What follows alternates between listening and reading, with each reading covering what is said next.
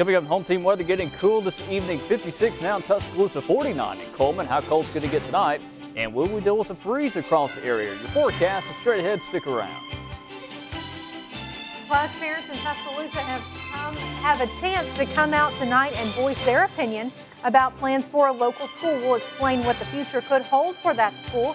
And the hunt is on for a robbery suspect in Tuscaloosa, and your information just might lead to a cash reward.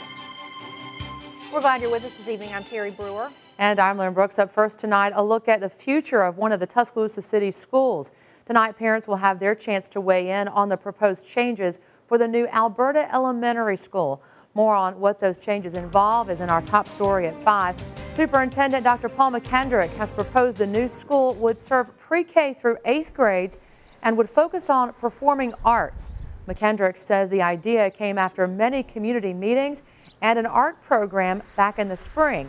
Tonight, school leaders are hosting a public meeting for residents to ask questions and learn more about this plan.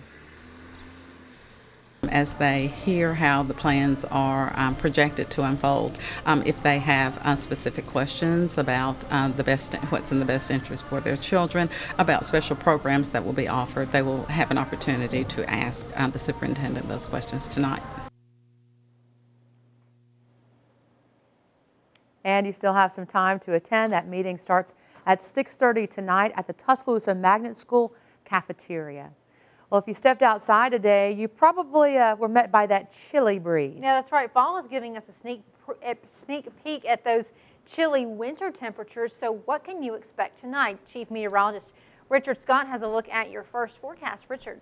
Hey, Terry, Lynn, good Tuesday evening too. Getting colder by the minute now. 50 down in Tuscaloosa, 46 in Birmingham, so temperatures dropping like a rock tonight. That's going to be the case later on tonight. Many spots going to deal with the freeze or frost across the area. And here's what we're talking about. We have that freeze warning across central and north Alabama down to the south, all the way down to Marengo County and Perry County under frost advisory. So all of us going to have that widespread frost early tomorrow morning. Some of us are going to deal with a widespread freeze starting off the day. And here's that forecast tonight. 47 as early as 7 o'clock. Some of us already cooler than that. 40 by 10, 36 at midnight. But how cold does it get tonight? How about your weekend forecast? Weather straight ahead. Stick around. All right, thank you, Richard. The PNC Bank building in downtown Tuscaloosa is a local landmark to many people, housing many different businesses and banks throughout the years, but plans call for the building to now be renovated and turned into apartments.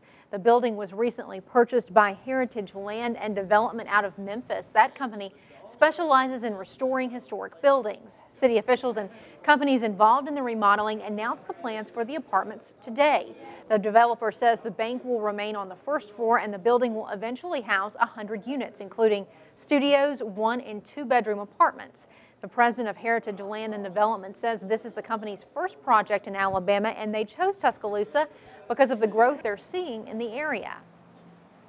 It seemed like the downtown Tuscaloosa had not been developed as fully as some of the other towns as far as apartments and condominiums. So to me, it looked like this was a great opportunity to be the first ones to do that in I think a very progressive city like Tuscaloosa.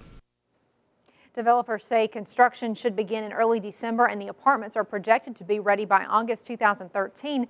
Developers say they're still deciding on a name. Well, if you've traveled down Tuscaloosa's 15th Street lately, you may have noticed some local businesses are making some pretty big strides toward recovery. Schlotzsky's Deli now just days away from reopening. According to the Tuscaloosa Schlotzsky's Facebook page, the store is making plans to reopen Wednesday, November 28th. The doors will open at 10 a.m. On April 27, 2011, the original restaurant was destroyed by the tornado, but now the store is just 15 days away from making a comeback. Good for them. Also, at the corner of McFarland Boulevard and 15th Street, the new CVS pharmacy is quickly going up. You can see the steel beams for the new building already in place, and the structure for the roof is also coming together. You may recall that store took a direct hit during the April 27th tornado. On your Crime Watch, the search is on for a robbery suspect, and police say he may be wanted in connection with more than one robbery. Police say the first robbery happened just after 10 o'clock Friday night at the Fast and Easy on Jack Warner Parkway. Take a look at these photos. According to police, this is the man they're looking for. Police say just minutes later, a suspect matching the same description robbed the Citgo on University Boulevard. These pictures are from the Citgo. Now, if you have any information, you can call Crime Stoppers. Here's the number, 205-752-STOP. You could be eligible for a cash reward. On your Health Watch, Alabama will not create a health insurance exchange. Governor Bentley made that announcement today. Friday's the deadline for states to notify President Obama's administration on whether they will create a state exchange or let the federal government implement one for them. Bentley created a commission last year to study the development of an exchange, but he was also one of 21 Republican governors who complained to the White House that states need to be more flexible in deciding which companies participate and what benefits are covered. The governor says he believes a significant number of other governors will also take a similar stand to try and send a clear signal to Washington. Lieutenant Governor Kay Ivey paid a special visit to Tuscaloosa today. She was guest speaker at the joint meeting of the West Alabama Chamber of Commerce and the Rotary Club of Tuscaloosa. We asked Ivey her thoughts about the Republican sweep in the recent election for Alabama's top leadership roles. Ivey said now is the time to focus on what's best for the state and not political parties. This is a time of opportunity for all of us to reach out and build on the principles that founded our country to keep the republic strong, not just dwell on the things that divide us, because there's more that unites the people of Alabama and America than divides us. Congratulated her high school classmate, Dr. Judy Bonner, on being named president at the University of Alabama.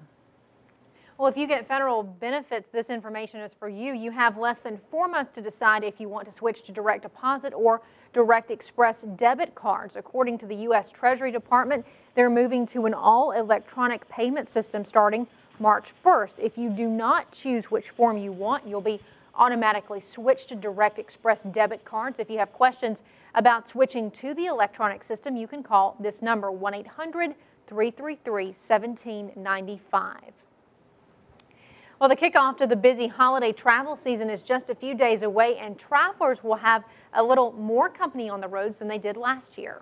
But Americans will spend less on their trips and stay somewhat closer to home. Karen Kafer reports from Washington.